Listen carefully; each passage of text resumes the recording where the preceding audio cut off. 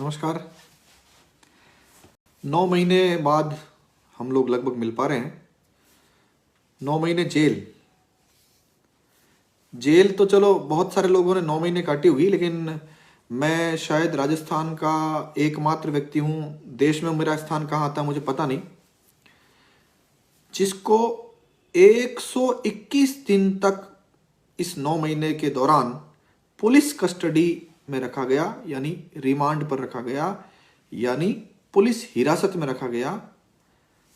Police के जो बने हुए सींखचे हैं उनमें रखा गया। बहुत सारे साथी जो नाम आ रहे हैं मैं जानता हूं उनको, बहुत सारे नाम मेरे बार बार सामने आ चुके हैं पहले। ये वो साथी हैं जो मेरे से लगातार जुड़े रहते हैं। 9 महीने की यातना का वह दौर, और वह यातना इसलिए कि किसी पीड़ित की पीड़ा को मैंने कोर्ट के सामने रखा और कोर्ट ने कहा कि भाई इस पूरे मामले में नेताओं ने और अफसरों ने गड़बड़ी की है तो इनके खिलाफ एफआईआर दर्ज करो, अनुसंधान करो। इस कारण से मुझे 9 महीने तक जेल में और पुलिस कस्टडी में रखा गया। आपके सामने सवाल आएगा कि साहब सरकार ने अखबारों में इतना छपाया, इतनी विज्ञप्तियां दी और कहा कि इससे ज्यादा खूंखार अपराधी कोई नहीं है, और आपके सामने बार बार अखबारों ने छापा कि साहब 44 केसेज यानी 44 केसेज मेरे खिलाफ हैं, ये बताया गया और मुझे घोर क्रिमिनल बताया गया। कोर्टों के सामने भी, जनता के सामने भी, अखबारों के माध्यम से भी और अन्य जितने भी तरीके हो सकते हैं बताया गया। तो अब आपको जानना जरूरी है कि सच में अगर 44 मुकदमे मेरे खिलाफ है तो मैं कितना बड़ा क्रिमिनल हूं, और 44 नहीं है तो झूठ क्या बोला गया था वह आपको ध्यान होना चाहिए। झूठ क्या था मेरे खिलाफ? क्रिमिनल रिकॉर्ड की जब हम बात करेंगे तो हमको एक तारीख याद रखनी पड़ेगी। वो तारीख है 31/3/2022। पूरे क्रिमिनल रिकॉर्ड के 2 टुकड़े करने पड़ेंगे। पहला टुकड़ा इस तारीख से पहले का और दूसरा टुकड़ा इसके बाद का। इस तारीख को क्या हुआ था? कोर्ट ने राजस्थान के मुख्यमंत्री यानी बादशाह श्री अशोक गहलोत के खिलाफ एफआईआर दर्ज करने का आदेश दिया था, अनुसंधान करने का आदेश दिया था, इसलिए कि बहुत सारे लोगों ने मिलकर, यह कागजों से प्रूव हो रहा था कोर्ट के सामने, गैंगरेप, डकैती और अपहरण करने वाले 29 मुलजिम जिनको सीआईडी सीबी ने मुलजिम माना था, उनको बचाने में जिन जिन लोगों ने भूमिका निभाई थी उनके खिलाफ एफआईआर दर्ज करने का आदेश 31/3/2022 को हुआ था। मेरा आपराधिक रिकॉर्ड जानने से पहले आपको यह जानना जरूरी है कि इस तारीख से पहले मैं क्या था और इस तारीख के बाद में क्या बना दिया गया। मैं 44 मुकदमों का एक ग्राफ आपके सामने रखना चाह रहा हूं। इस 44 मुकदमों से पहले, 31/3/2022 से पहले मेरे खिलाफ केवल एक मुकदमे में ट्रायल चल रहा था, और वह मुकदमा भी राजकार्य में बाधा का था, और मुकदमा दर्ज कराने वाले वह सरकारी अफसर थे जिनके खिलाफ एंटी करप्शन ब्यूरो में एफआईआर मेरे द्वारा दर्ज कराई गई थी।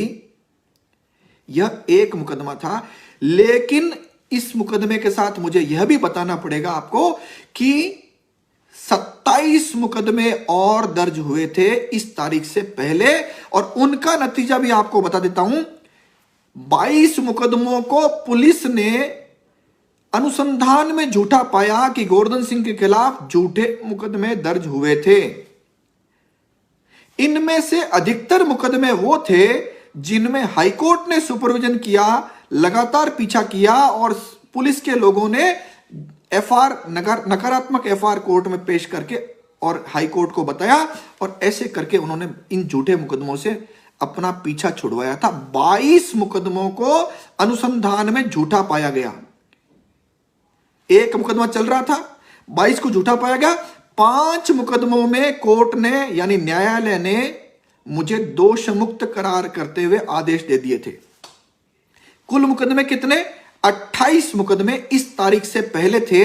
22 मुकदमों को झूठा पाया गया, 5 मुकदमों में कोर्ट ने दोष मुक्त किया, और एक मुकदमे में ट्रायल चल रहा था। वह भी मुकदमा उन लोगों ने दर्ज कराया जिनके खिलाफ एंटी करप्शन ब्यूरो में एफआईआर थी। मुकदमे क्यों हुए? मुकदमे इसलिए हुए क्योंकि मैंने भ्रष्टाचारियों के खिलाफ anti corruption bureau, court, police और जहां जहां जो हो सकता है वो सारे काम मैंने किए। आपको अगर याद आ रहा हो तो आरपीएससी चेयरमैन पूर्व जो थे हबीब खान गौरान, उनके खिलाफ भी भ्रष्टाचार का मामला मैं ही दर्ज कराने वाला कंप्लेनेंट था। तो मुझे बताइए कौन मुझसे खुश होगा?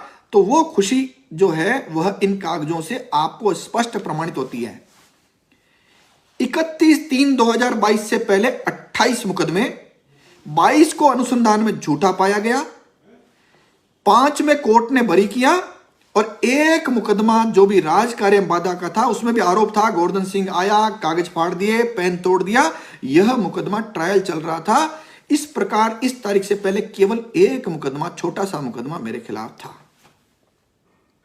जो मुकदमे मैंने बताए 22, वह भी इसी सरकार के पूर्व कार्यकाल में एक साथ दर्ज हुए, एक साथ मुझे हिस्ट्री शीटर बनाया गया, इनाम घोषित किया गया और उस समय भी सरकार यही थी, मुख्यमंत्री भी यही थे। आपको लगता होगा मुख्यमंत्री क्या लेना, मामला विधानसभा में उठा था। राजस्थान नहीं, देश का ऐसा कोई मीडिया नहीं जिस समय यह नहीं छपाओ कि साहब एंटी करप्शन ब्यूरो में या करप्शन उजागर करने वाले के खिलाफ क्या दमन चक्र चलाया गया। इसलिए हर एक व्यक्ति को यह बात पता है। अब सवाल आता है 31/3/2022 को जब कोर्ट ने आदरणीय मुख्यमंत्री यानी राजस्थान के बादशाह श्री अशोक गहलोत के खिलाफ एफआईआर का आदेश कर दिया तो सरकार में हलचल मच गई और उन्होंने कहा कि सबसे पहले इन वकील साहब को पैक करो, क्योंकि यह वकील साहब उन 29 आरोपियों को, जिनको सीआईडी सीबी यानी राजस्थान की सबसे बड़ी संस्था ने मुलजिम माना है, उन लोगों को जेल में डालने का काम चल रहा था और उनको सरकार, मुख्यमंत्री जी और पुलिस के बड़े अधिकारियों ने बचाया था। उन लोगों ने मिलकर यह प्लान किया। क्या प्लान किया? अब अपन शुरू करते हैं क्रिमिनल रिकॉर्ड का पार्ट 2। इन्होंने 27 अप्रैल 2022 को मुझे पहले मुकदमे में गिरफ्तार किया। 31/3 को ऑर्डर हुआ था और 27 अप्रैल को इन्होंने मुझे गिरफ्तार किया। लगभग 27 दिन तक सेशन कोर्ट में और हाई कोर्ट में रस्साकशी चली और वह जो आदेश था एफआईआर दर्ज करने का, उस पर कोई रोक के आदेश सरकार को और मुख्यमंत्री को और पुलिस के बड़े अधिकारियों को नहीं मिले। फिर निर्णय जो हुआ कि मुझे पैक करिए, तो पहला मुकदमा दर्ज किया और पहले मुकदमे में हाईकोर्ट का जो स्टे था उसको वैकेट कराया गया। हालांकि इसमें मुझे यह फैक्ट बताना चाहिए, सुप्रीम कोर्ट ने हाईकोर्ट का जो स्टे वैकेट किया गया था उसको वापस रिस्टोर कर दिया, लेकिन चूंकि तब तक मैं गिरफ्तार हो चुका था इसलिए वह आदेश मुझ पर प्रभावी नहीं था। वह रिट अभी तक पेंडिंग है। अब अगला सवाल, उस मुकदमे में गिरफ्तार होते ही मेरे को जिस न्यायालय में पेश किया गया, एक ही दिन में मुझे उसको न्यायालय ने, यानी पहली सुनवाई में उसी न्यायालय ने मुझे जमानत दे दी। इन्होंने दूसरा कर लिया, इन्होंने तीसरा कर लिया, चौथा कर लिया, 5वां, 6वां, 7वां, 8वां, 9वां, 10वां, 11वां, 12वां, इनकी गिनती खत्म नहीं हुई। अंतिम रूप से इन 9 महीनों में 16 मुकदमे इन्होंने नए दर्ज कर लिए।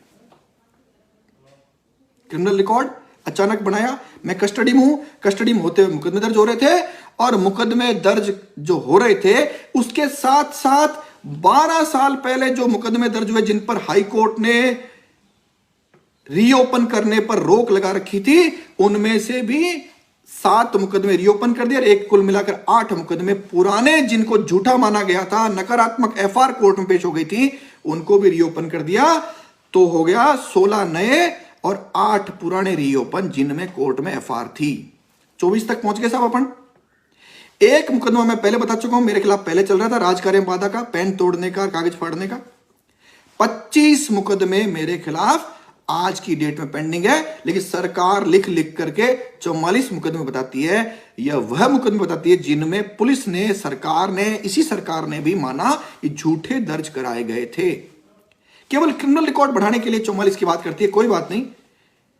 अब सवाल आता है कि अचानक आपको एक आदमी इतना बड़ा क्रिमिनल लगने लगा,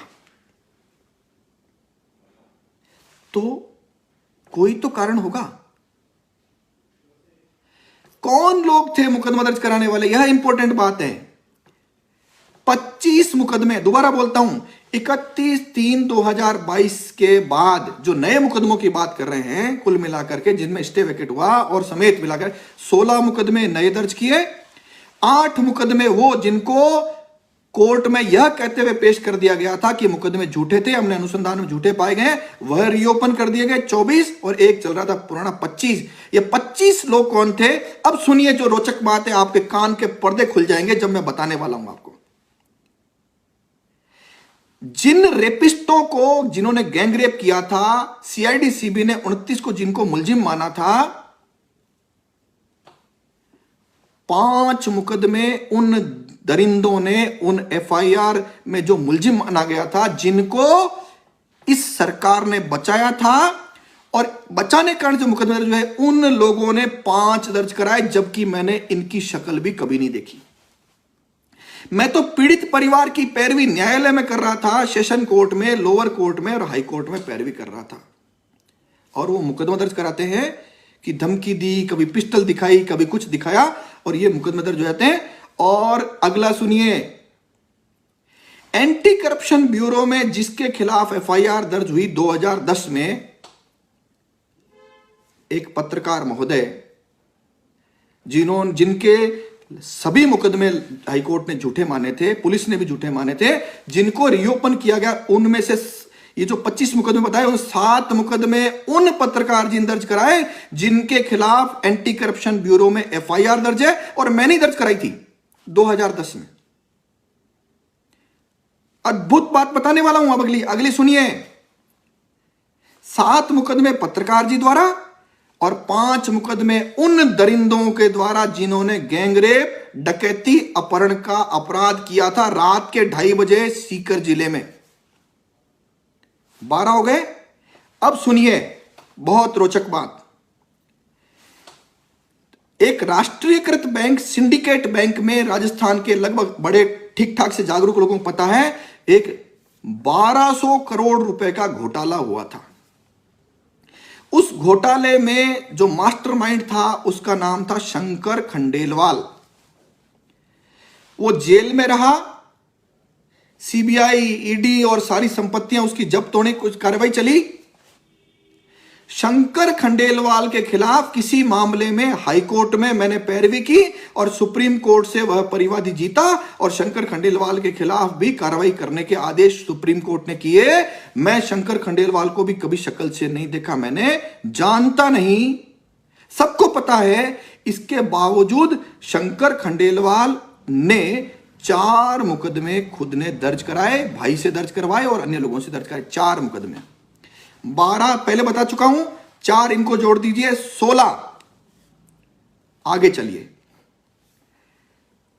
4 एफआईआर पुलिस के अधिकारियों ने दर्ज कराई, डिप्टी एसपी लेवल के, इंस्पेक्टर लेवल के, उन्होंने दर्ज कराई 4 एफआईआर। मुझे बताइए, जलियांवाला बाग में कौन से अंग्रेज ने गोली चलाई केवल फायर का आदेश करने के अलावा? भारतीयों ने भारतीयों पर गोली चलाई थी, ऊपर से अंग्रेज जनरल डायर के आदेश हुए और गोलियां धड़ाधड़ चली और हमारे भारतीय लोग मारे गए। और इस मामले में भी 4 पुलिस कर्मियों ने दर्ज कराया। अब हम पहुंच चुके हैं 20 पर। 25 मुकदमे मुझे बताने हैं, 20 मुकदमे पहुंच गए।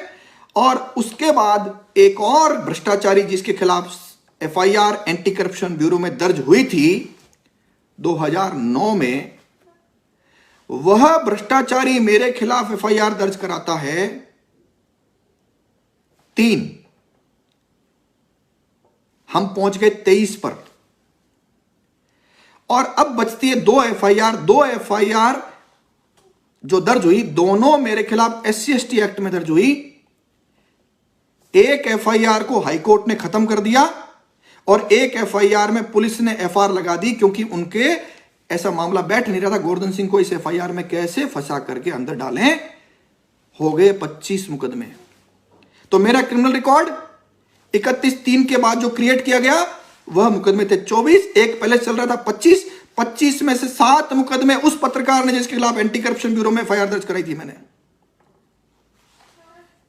4 मुकदमे शंकर खंडेलवाल जिसने 1200 करोड़ का घोटाला जनता के पैसों को लूट करके किया था, 4 मुकदमे उस शंकर खंडेलवाल ने कराए। 4 मुकदमे पुलिस ने दर्ज कराए। 5 मुकदमे उन बलात्कारी दरिंदों ने करवाए, खुद ने, वो मुलजिम है मेरी उस एफआईआर में, रेप में जिसको सीआईडी सीबी ने मुलजिम माना, वही दर्ज करा रहे थे।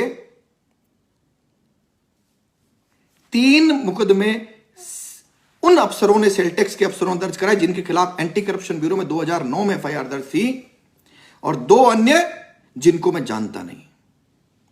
25 मुकदमे जो मेरे खिलाफ दर्ज किए गए, और सरकार कहती है इससे खूंखार कोई अपराधी नहीं है। 121 दिन तक मुझे पुलिस हिरासत में इन झूठे मुकदमों में रखा गया। बताइए मैं खूंखार हूं कि नहीं? और मैं सच में खूंखार हूं तो किन के लिए खूंखार हूं? क्या यह चरित्र है सत्ता का? क्या बोलना अपराध है? क्या सत्य बताना अपराध है आपको? मेरा अपराध क्या बताना है बताऊं आपको? मेरा अपराध है कि मैंने न्यायालय में ईमानदारी से किसी की पैरवी की। मेरा अपराध है कि मैंने एंटी करप्शन ब्यूरो में भ्रष्टाचार उजागर न केवल उजागर किया, एफआईआर भी दर्ज कराई। मेरा अपराध है कि मैं नागरिकों को मालिक कहता हूं और उनको जागरूक करने की बात करता हूं। ये मेरे अपराध हैं।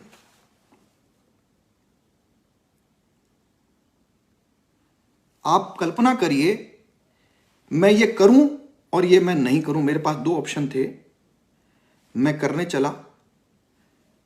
ईमानदारी और सच्चाई के साथ सारे काम किए। इतनी बड़ी बड़ी प्रेस कॉन्फ्रेंस हुई, अखबारों में खबरें छपाई, पुलिस ने विज्ञप्तियां जारी की, साहब हमने बहुत खूंखार अपराधी पकड़ लिया है। लेकिन आपको आज तक किसी ने बताया क्या? विज्ञप्ति में, अखबार में, टीवी में, किसी ने भी, जिनको सरकार द्वारा विज्ञापन मिलते हैं उनसे पूछिए। 9 महीने आपने मुझे रखा, 121 दिन पुलिस कस्टडी में रखा, 154 दिन आपने जेल में रखा। गोवर्धन सिंह के पास कोई भी अवैध धन मिला क्या आपको? अवैध प्रॉपर्टी मिली क्या? अवैध काम कोई मिला क्या? और अगर मिला तो आप प्रेस कॉन्फ्रेंस करके यह जनता को क्यों नहीं बता रहे हैं कि साहब हमको यह मिला? मुझे पता है आप बहुत ताकतवर हैं, और मुझे यह भी पता है कि सत्ता के माध्यम से, सत्ता की ताकत से आपने मुझे अंदर रख करके और उस पीड़िता के साथ अन्याय किया जिसके साथ गैंगरेप, अपहरण, डकैती हुई थी। इसको आपके यानी सीआईडी सीबी के 4 अफसरों ने माना है। और सुनिए, न केवल मेरे साथ किया, वो जो पीड़िता जिसके साथ गैंगरेप हुआ था उसके खिलाफ भी 3 मुकदमे झूठे दर्ज करके, और वह भी आज दर दर की ठोकरें खा रहे हैं, और वह भी लोग, यही लोग हैं। यह है सत्ता का चरित्र। मुझे लग रहा है कि आपको बात समझ में आ रही होगी। यह है मेरा क्रिमिनल रिकॉर्ड, और जिनका क्रिमिनल रिकॉर्ड आप सुन रहे हैं उनका क्रिमिनल रिकॉर्ड आपके सामने है। जब मैं जेल से बाहर आया तो मैंने कुछ लोगों को धन्यवाद दिया। क्यों धन्यवाद दिया, मैं ये बताना चाहता हूं आपको। इस पूरे दौर में इंस्पेक्टर से लेकर कांस्टेबल तक जो पुलिसकर्मी थे, उन पर सरकार और बड़े अफसर विश्वास नहीं करते थे कि भाई ये तो गोवर्धन सिंह को पसंद करने वाले लोग हैं। मैंने उनको धन्यवाद दिया जो इन विपरीत परिस्थितियों में भी किसी न किसी रूप में मेरे से सिंपैथी, सहानुभूति रखते थे, मुझे मानसिक और शारीरिक रूप से मजबूत बनाए रखा। और मैं आज 9 महीने सीखचों में रहने के बाद आपके सामने हाजिर हुआ हूं और मैं मेरी बात कह पा रहा हूं। मुझे नहीं पता मैं कब तक कह पाऊंगा। मुझे यह भी पता नहीं कि आधे घंटे बाद हो सकता है कि मुझे आदरणीय मुख्यमंत्री यानी राजस्थान के बादशाह फिर से वापस जेल में डाल दें, क्योंकि अगर इसी तरह के मुकदमे करने हैं तो किसी के खिलाफ किए जा सकते साहब। आश्चर्य होता है मुझे कि मुकदमे कराने वाले का नाम भी नहीं सुना मैंने कभी। जो मेरे साथ मुलजिम बनाए गए उनका भी नाम नहीं सुना। मैंने कोर्ट में एप्लीकेशन लगाई, साहब मेरा नार्को टेस्ट करा दीजिए। सरकार को एप्लीकेशन लगाई कि मेरा भी करा दो, आरोपियों का करा दो। कोई नार्को टेस्ट नहीं करा रहे हैं। मुझे बताइए क्या गजब की सरकार हमने और आपने मिलकर चुनी थी, जो एक नागरिक होने के नाते अन्य नागरिकों को यानी मालिकों को जागरूक करता था। उसको इतना बड़ा क्रिमिनल आपने बताया, बनाया, और बना करके 9 महीने आपने जेल में रखा। 121 दिन पुलिस कस्टडी में रहने वाला मैं एकमात्र व्यक्ति हूं राजस्थान में, शायद ही किसी आतंकवादी को भी, किसी खूंखार अपराधी को इतना पुलिस कस्टडी में लगातार नहीं रखा गया। 9 महीने की जेल में, 121 दिन तक पुलिस कस्टडी में। मैं और रोचक बात बताने वाला हूं, क्यों नहीं बताऊंगा। मुझे हमेशा लगता था कि एक न एक दिन ये सच्चाई सामने आएगी, और जब सच्चाई सामने आएगी तो जनता बड़ी ताकतवर है, जनता बड़ी समझदार है, जनता को सब समझ में आता है। मेरे को केवल आप तक बात पहुंचानी, निर्णय आप करिएगा, जो निर्णय आपको ठीक लगे वो करिएगा। मुझे पहली बार 9 महीने में बोलने का मौका मिला है, इससे पहले मुझे बोलने का मौका नहीं मिला। क्या क्या यातना नहीं दी, मुझे लगता है मुझे यातनाएं देने वाले भी अभी देख रहे होंगे मुझे। पुलिस क्या क्या यातनाएं देती, 121 दिन यानी 4 महीने से ज्यादा मुझे पुलिस की कस्टडी यानी रिमांड पर यानी हिरासत में रखा गया, सींखों के पीछे रखा गया। कैसी कैसी यातनाएं ये नहीं दे सकते, वो दी गई थी मुझे। गलती क्या, नागरिकों को जागरूक करने का अपराध, एंटी करप्शन ब्यूरो में FIR भ्रष्टाचारियों के खिलाफ दर्ज कराने का अपराध, ईमानदारी और सच्चाई के साथ किसी पीड़ित की पैरवी न्यायालय में करने का अपराध। कुछ लोगों को लगता है कि सत्ता ने किसी को दमन कर लिया, लेकिन मुझे क्या लगता है, अगर इस प्रकार से न्यायालय में पैरवी करने पर, ताकतवर व्यक्ति के खिलाफ न्यायालय में पैरवी करने पर मुकदमे होंगे तो यह गलत परंपरा डल गई है। और सबसे ज्यादा खतरे की बात है काले कोट वालों के लिए। यह उदाहरण स्थापित किया है ताकि सारे वकील यानी राजस्थान के वकील किसी भी ताकतवर व्यक्ति के खिलाफ पैरवी नहीं करें। यह उदाहरण स्थापित करने के लिए किया गया है। जब भी आप ताकतवर व्यक्ति के खिलाफ अगर करेंगे तो उदाहरण देकर समझाएंगे, देखो गोवर्धन सिंह को भी हमने झूठे मुकदमों में 9 महीने तक सींखों के पीछे डाल दिया था। कौन वकील हिम्मत करेगा? हो सकता है मेरा दमन हुआ, लेकिन मैं यह मानता हूं यह दमन मेरा नहीं हुआ, ये पूरे काले कोट के पूरे समुदाय के का दमन किया गया था। आज वकील का दमन इसलिए किया गया कि बड़े सक्षम व्यक्ति के खिलाफ पैरवी की। कल अगर किसी मजिस्ट्रेट ने, जज ने किसी ताकतवर व्यक्ति के खिलाफ ऑर्डर कर दिया तो यही मुकदमे उनके खिलाफ भी दर्ज हो सकते हैं। कौन सा सेक्शन नहीं छोड़ा, कानून में जितने भी अपराध हो सकते थे सब मेरे खिलाफ इन्होंने डाल दिए गए। हो सकता है और भी डाल दें, लेकिन आपको जानकारी में तो रहना चाहिए, इसलिए मैं आपके सामने आया हूं। और सुनिए, इन्होंने कहा गोवर्धन सिंह का हमने बैंक खाते सीज कर दिए। जब सीज कर दिए, आपने इतनी विज्ञप्तियां दी, सरकार के लोगों ने इतनी विज्ञप्तियां दी, आप जनता को यह भी तो बताते कि हमको यह अवैध धन मिला, नहीं बताया। आपने ऑफिस सीज करना बताया, क्या अवैध चीज वहां से मिली आपने नहीं बताया। और जो आप खेल कर रहे थे वह मुझे लगता है राजस्थान के हर व्यक्ति को पता लग गया था।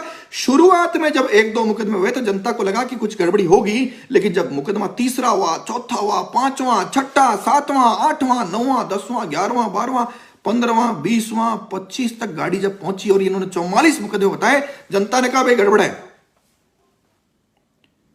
अब जनता करे क्या, प्रश्न यह है। मुकदमे हो गए, न्यायालय की एक प्रक्रिया है, उसे गुजरना पड़ेगा।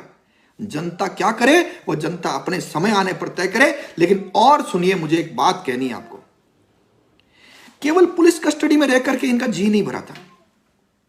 मुझे कहां रखा गया आपको बताएं क्या? जेल में उस जगह रखा गया जहां पर आतंकवादी, पाकिस्तानी, खूंखार अपराधी और फांसी की सजा प्राप्त लोग जो जहां पर होते हैं उस जगह रखा गया। और उस व्यवस्था में भी यह सुनिश्चित करने के लिए कहा गया कि यह ठीक ढंग से सांस नहीं ले सके, इसकी व्यवस्था की। चूंकि मामला मेरा नहीं था, बात मेरी भी नहीं थी, इसलिए मुझे पता था कभी न कभी सच्चाई सामने आएगी तो वो सब चीजें मैं आपके सामने रख पाऊंगा। यह मैंने कोशिश की है आपके सामने आज। 121 दिन पुलिस कस्टडी, 154 दिन जेल, कुल मिलाकर 9 महीने मैं आपके सामने हाजिर हूं और मैं अपनी बात रख रहा हूं। अगर आपको मेरी बात में सच्चाई लगती है, आप विचार करिएगा कि हमने कैसे लोगों को वोट दिए थे और उन्होंने क्या क्या नहीं किया है। मेरी बात नहीं है, इन्होंने ऐसे बड़े बड़े सक्षम लोगों के खिलाफ भी मुकदमे दर्ज करके और उनको झूठा फंसाया। इन मुकदमों के माध्यम से सरकार चला रहे और कुर्सी के पाये पकड़कर बैठे ताकि सरकार हिले नहीं। आपको मैं हंसने वाली बात बताऊं एक, इन्होंने एक एफआईआर दर्ज की, बहुत मजेदार एफआईआर है। मैं जयपुर में रहता हूं, हाईकोर्ट जयपुर में प्रैक्टिस करता हूं। मेरे खिलाफ बीकानेर में एक एफआईआर दर्ज की कि गोवर्धन सिंह के ने गैस कनेक्शन होते हुए 40 किलो गेहूं और 18 लीटर केरोसिन राशन डिपो से खरीदा। मुझे लगता है कि गजब की एफआईआर थी। इस एफआईआर में मुझे लगभग 10 दिन तक पुलिस कस्टडी में रखा। मैंने राशन कार्ड दे दिया इनको कि राशन कार्ड में कोई एंट्री नहीं है, ना हमने कोई राशन लिया, नहीं कोई बात है, ये सब चीजें जो फेक लाए हैं, इनके पास कोई एविडेंस नहीं है।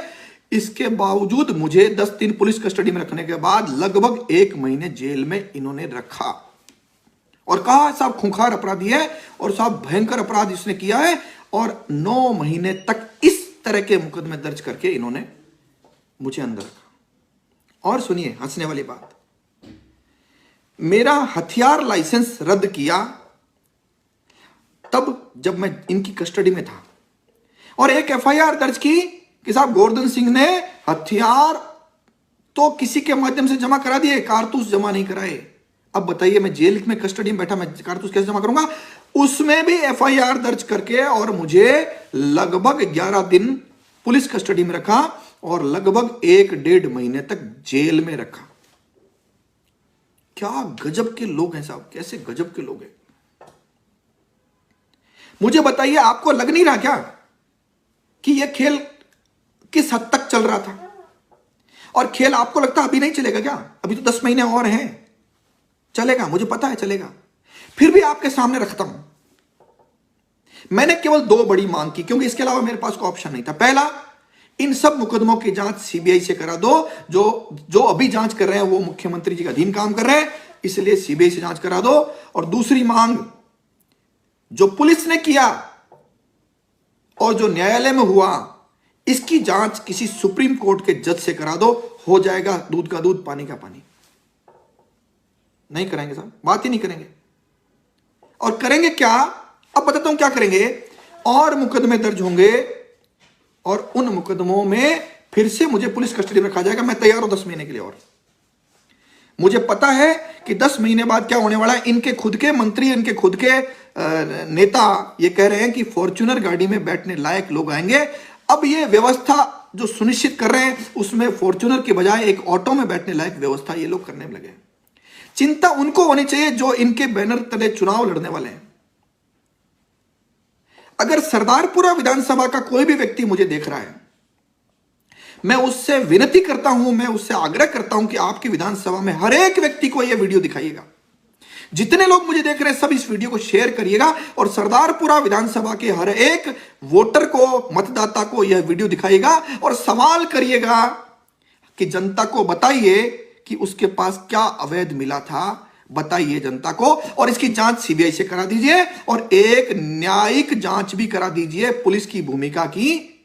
और जो सब कुछ घटा इस 9 महीने में, जेल में जो हुआ और जो बाहर हुआ, मैं यहां पर दोबारा बोलता हूं आपको, निचली जो व्यवस्था थी, पुलिस के कांस्टेबल थे, पुलिस के इंस्पेक्टर तक के लोग थे, वह लगातार समझ रहे थे कि सब कुछ हो रहा है, लेकिन वो असहाय महसूस कर रहे थे और लगातार जो है मेरी तरफ असहाय नजरों से देखते थे। लगातार 121 दिन तक पुलिस कस्टडी में जब मैं था, जेल में जाने के बाद भी जेल स्टाफ ने जितनी उनकी कैपेसिटी थी उसमें मुझे मानसिक और शारीरिक रूप से मजबूत रखने की कोशिश की और बोला समय बदलेगा, सच्चाई एक दिन सामने आएगी। और सच्चाई सामने आई। मैं 9 महीने बाद आपके सामने आया। मैं शायद राजस्थान का पहला व्यक्ति हूं जिसके खिलाफ 24 मुकदमे, जो एक पुराना छोड़ दो, 24 मुकदमों को डिस्पोजल या जमानत जो है मुझे 9 महीने मिल गई। अन्यथा कोई अन्य व्यक्ति होता तो शायद 4-5 साल तक बाहर नहीं आ सकता था। हूं ना मैं खूंखार क्रिमिनल? मुझे लग रहा है आपको समझ में आ रहा होगा। इनकी नजर में खूंखार क्रिमिनल कौन होता है? जो जनता को सच्चाई बताता है। एक और बात मुझे कहनी है यहां पर। एक हत्या का मुकदमा दर्ज किया मेरे खिलाफ। हंसी आएगी आपको। जिसकी हत्या करना बताया वो तो जिंदा है। एक सरकार के बड़े व्यक्ति ने कहा अब ये मरेंगे। और आपको यह सुनकर यह भी आश्चर्य होगा कि यह जो मेरे खिलाफ दमन चक्र चला, मुझे जो यातनाएं दी गई और मुझे जेल भेजा गया और वहां जो चल रहा था वो आपके पैसे से चल रहा था। आपके पैसे से, आप जो देख रहे हैं आपके पैसे से। आश्चर्य हो रहा है? तो बताता हूं आपको, जो मैं तो ऑथेंटिक बोलने वाला व्यक्ति हूं ना, आप लोग मेरा भरोसा करते हैं, इसका भी जवाब देता हूं आपको। कांग्रेस के बड़े नेता अभिषेक मनु सिंघवी सुप्रीम कोर्ट में मेरे खिलाफ पैरवी करने जाते थे। उनको राजकोष यानी आपके टैक्स के पैसे से पैसा दिया गया। Jaipur high court, Jodhpur high court, special वकील खड़े किए गए इस मामले में पैरवी करने के लिए। और लोअर कोर्ट्स में जहां 5,000 फीस भी सरकार नहीं देती है, वहां पर 3.25 लाख, 2.25 लाख और 2-2 लाख रुपए पेमेंट किए गए एक एक केस के लिए। करोड़ों रुपए राजकोष से यानी आपके टैक्स के पैसे से गोवर्धन सिंह को जेल में डालने के लिए राजकोष यानी सरकार ने अपनी जेब से नहीं, सरकार ने आपके टैक्स के पैसे से मेरे पर खर्चा किया। कांग्रेस नेता अभिषेक मनु सिंघवी से लेकर जितना भी भुगतान हुआ वो आपकी जेब से गया था।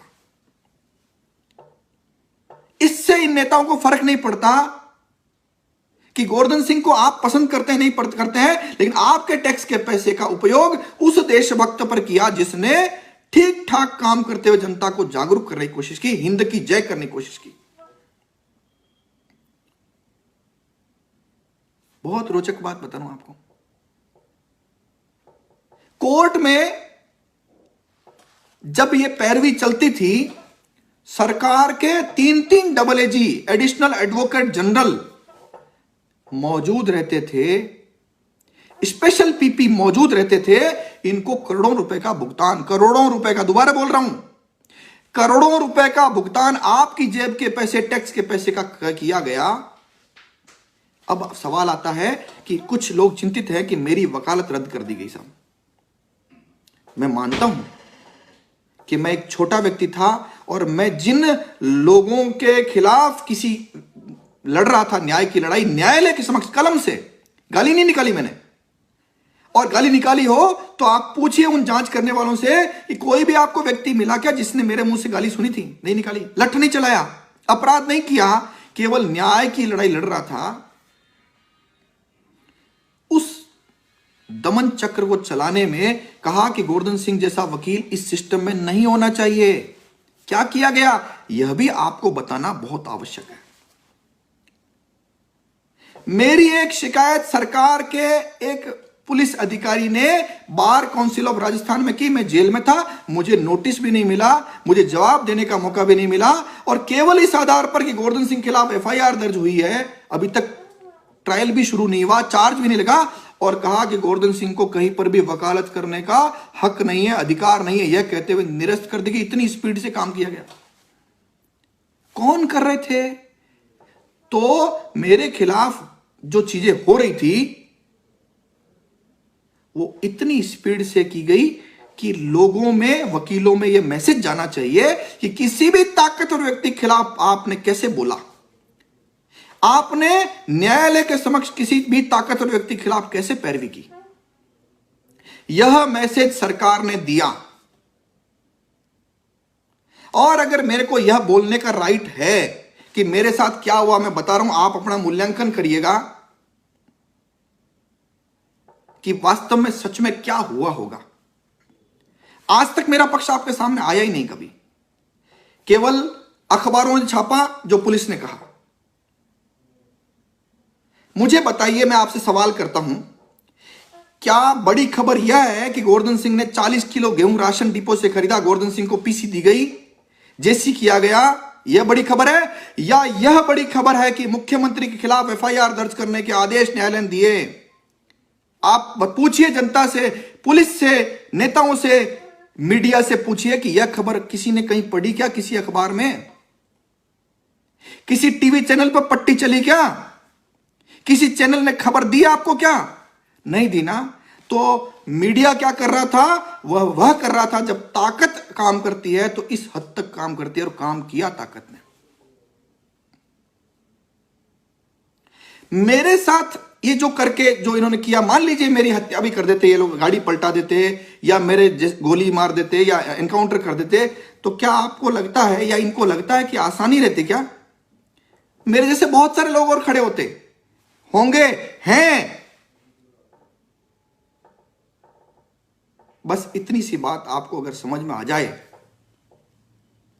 पुलिस क्या क्या यातना देती है आपको समझ में आ रही होगी ना। नहीं समझ में आ रही है तो मुझे लगता है कभी मैं और सेशन में बताऊंगा कि यातनाएं क्या क्या दी गई, कैसे दी गई, क्या क्या किया गया। और मेरी चीख सुनाई जाती थी, सर कहकर मोबाइल में रिकॉर्डिंग कर करके चीखें सुनाई जाती थी। बड़े लोगों को आप अंदाजा लगा लीजिए कि कौन लोग होंगे जिनको चीख सुनकर के खून बढ़ता था उनका, या उनका अहंकार शांत होता था। देखिए, हम सत्ता में हैं, हम मुख्यमंत्री हैं, हम ताकत में बैठे हुए अफसर हैं, और हमने गोवर्धन सिंह को झूठे मुकदमों में कस्टडी में लेकर के इतनी यातनाएं दी है कि वो जीवन में कभी नाम नहीं लेगा किसी को न्याय दिलाने का। और हमने उसकी वकालत भी रद्द कर दी, हमने उसका हथियार लाइसेंस भी रद्द कर दिया। अब उसके पास कोई सिक्योरिटी भी नहीं है। और इस सब के बाद जो राजस्थान में माहौल बनाया है उसकी जानकारी अगर मैं आपको नहीं दूंगा तो क्या यह राजस्थान की जनता के साथ अन्याय नहीं होगा? होना तो जो हो गया और हो रहा है, लेकिन आपकी जानकारी में जरूर रहना चाहिए कि क्या हुआ, कैसे हुआ। बातें बताने के लिए मेरे पास बहुत सारी है, और भी बहुत सारी है, लेकिन एक बार शुरुआत मैंने आपको बता दिया कि सरकार अभी 10 महीने और है। मुझे पता है कि इस लाइव के बाद आसानी से बैठने वाले ये लोग नहीं हैं। 9 महीने बाद मैं बाहर आया हूं और अगले 10 महीने ये लोग और मुझे झूठे मुकदमों में रख सकते हैं, क्योंकि मेरे ये समझ में आ गया अब जो व्यवस्था है इसमें कहीं ना कहीं सिस्टम कोलैप्स होने की ओर था, अन्यथा इतने झूठे मुकदमों में मुझे अंदर नहीं रखा जा सकता था। एक मुकदमा दर्ज किया, पुलिस कस्टडी में रखा, जेल भेजा, जमानत होती दूसरे में ले गए, दूसरे के बाद तीसरे में ले गए, चौथे में ले गए, पांचवें में ले गए, छठे में ले गए। पूरा सिस्टम जो है मूक दर्शक बना देख रहा था, और बहुत जो लोग कह रहे थे गलत हो रहा है उनको साइडलाइन कर दिया गया था। बागडोर उनको संभलाई गई जो जनरल डायर के फायर का आदेश करते ही एफआईआर का फायर करे, यातनाएं दे, जेल में यातनाएं दे, और वो सब काम इस राजस्थान की धरती पर हुआ, मेरे साथ ही हुआ। ये कोई बहादुरी नहीं थी। राजस्थान का एक बादशाह अगर किसी एक नागरिक जो सच्चाई और ईमानदारी से खड़ा होता है उसको यातनाएं दे दे, झूठे मुकदमे जेल रख दे, यह बहादुरी नहीं है। बहादुरी यह है कि 9 महीने यातनाएं भुगतने के बाद भी जनता को सच बताए। मुझे लगता है यह काम जो मैं कर रहा हूं, मुझे पता है इसके परिणाम क्या होने हैं, इसके बावजूद मैं तैयार हूं अगले 10 महीने के लिए। सवाल इतना सा है कि आप आज मेरे साथ हुआ, कल किसी और वकील के साथ करेंगे, परसों किसी और नागरिक के साथ करेंगे। मैं अखबारों में पढ़ा, मुझे बाहर भी लोगों ने बताया कि मेरा उदाहरण दे दे करके जितने भी भ्रष्टाचार खिलाफ लड़ने वाले लोग थे, किसी की टांगों में कीलें ठुकवा दी, किसी के पैर तुड़वा दिए, किसी को जेल भिजवा दिया। ऐसा गजब का दमन चक्र चलाया उन देशभक्तों के खिलाफ, उन ईमानदार लोगों के खिलाफ, उन लोगों के खिलाफ जो भ्रष्टाचार से लड़ रहे थे। पूरे राजस्थान में अभियान चला करके उन सब लोगों पर दमन चक्र चलाया गया। ये मेरे साथ नहीं हुआ अकेले के साथ, ये लड़ाई मेरी भी नहीं थी और लड़ाई मेरी है भी नहीं। मेरे मन में बदले की भावना नहीं है, लेकिन मैं बदला नहीं हूं। दोबारा बोल देता हूं, मेरे मन में बदले की भावना नहीं है, लेकिन मैं बदला नहीं हूं। मैं जो हिंद की जय का काम कर रहा था वह काम जारी रखूंगा, चाहे इसके लिए मुझे जान भी देनी क्यों ना पड़े। इन 9 महीने में मेरे परिवार, मेरी बेटी, मेरे बेटे, मेरे साथियों ने क्या नहीं भुगता है, आप कल्पना करिए। उन लोगों के खिलाफ भी झूठे मुकदमे, जिसने मेरा नाम लिया उनके खिलाफ भी झूठे मुकदमे। किस हद तक गिरे, किस हद तक गिरे। और मुझे लगता है अगर वो जो जिन लोगों ने ऐसा किया, अगर मुझे देख रहे हैं या बाद में देखेंगे, एक बार कल्पना करो यार, आपके भी तो बच्चे हैं, क्या आप कैसा देश देना चाहते हैं, कैसा राजस्थान उनको देना चाहते हैं। हो सकता है आप सक्षम हैं, आप पैसे वाले हो चुके हैं, लेकिन राजस्थान में जो हालात हो रहे हैं, ये जो पार्टनरशिप अपराधियों की हो रही है सरकार के साथ, क्या आपके आने वाली पीढ़ी को उज्जवल भविष्य दे पाएगी क्या? केवल पैसे होने से उज्जवल भविष्य नहीं था। पैसे तो आजकल जो है फिरौतियां मांग रहे हैं, पैसे जा रहे हैं उनसे जो कमाए थे। लेकिन राजस्थान कैसा मिल रहा है? मुझे लगता है कोई जमाने में जब हम बोलते थे आज से 20 साल पहले जैसा यूपी और बिहार होता था, आज उससे भी बदतर हालात में राजस्थान पहुंच चुका है। किसने किया? विचार करने की जरूरत है। मैं सदैव मानता हूं कि जो करता है ईश्वर वो ठीक करता है। हो सकता है ईश्वर ने इसके पीछे भी कुछ न कुछ ठीक सोच रखा होगा। तो मैं इस भाव से लगातार 9 महीने तक यातनाएं सहन करता रहा, और सहन करने के बाद मुझे जब मौका मिला और मैंने आपको ये सारे तथ्य बताए, मैं आज आपसे पुनः वादा कर रहा हूं कि जब तक अंतिम प्राण है, अंतिम सांस है, तब तक यह हिंद की जय का काम, ये देशभक्ति काम जारी रहेगा। यह मैं आपसे पुनः वादा कर रहा हूं। तब भी कि जब मैं 9 महीने यातना झेल चुका हूं, तब भी जब मुझे पता है 10 महीने की सरकार आज तक अभी मौजूद है, और तब भी जब मुझे यह पता है कि फिर से ये झूठे मुकदमे मुझे डालेंगे, बस आपसे 2 मांग है छोटी सी। एक बार खड़े होकर के अगर आप नहीं बोले तो आने वाली पीढ़ियां गूंगी पैदा होंगी। बोलिए कि गोवर्धन सिंह के खिलाफ सभी मुकदमों की जांच सीबीआई से कराई जाए। क्या क्या गलत मांग है? मुझे बताइए। ये क्या इसमें गलत मांग है कोई? भाई हम ही झूठे मुकदमे करेंगे, हम ही जांच करेंगे, हम ही जेल भेज देंगे। क्या गलत मांग है? नहीं मांग है तो अगली मांग कि जो पुलिस ने किया, जो एक्ट किया, जो पिछली बार किया 12 साल पहले और इस बार जो किया, दोनों को मिलाकर के इसकी एक न्यायिक जांच भी करवा दीजिए कि किसने क्या क्या किया। बस इतनी सी बात है। और मैं आज लाइव भी कोर्ट में भी लिख कर दिया है मैंने कि मेरा इन सभी मुकदमों में नार्को टेस्ट कराओ, पॉलीग्राफ टेस्ट कराओ, या और जितने भी टेस्ट हो सकते हैं सच्चाई बताने के, वो सारे टेस्ट कराओ। और मैं यह भी कहता हूं जिन्होंने मेरे खिलाफ झूठे मुकदमे कराए उनका भी नार्को टेस्ट कराइए। जिन्होंने अनुसंधान किया उनका भी नार्को टेस्ट करा दीजिए, अन्यथा 10 महीने बाद जनता आपका नार्को टेस्ट कर देगी। अन्यथा जनता आपको चांद तारे दिखाएगी। मुझे यह विश्वास है। इसी विश्वास से आपके सामने आया हूं। मैं आपका गोवर्धन जो काम धर्म की रक्षा के लिए हो सकता है करता रहूंगा। इसी वादे के साथ फिर मिलूंगा।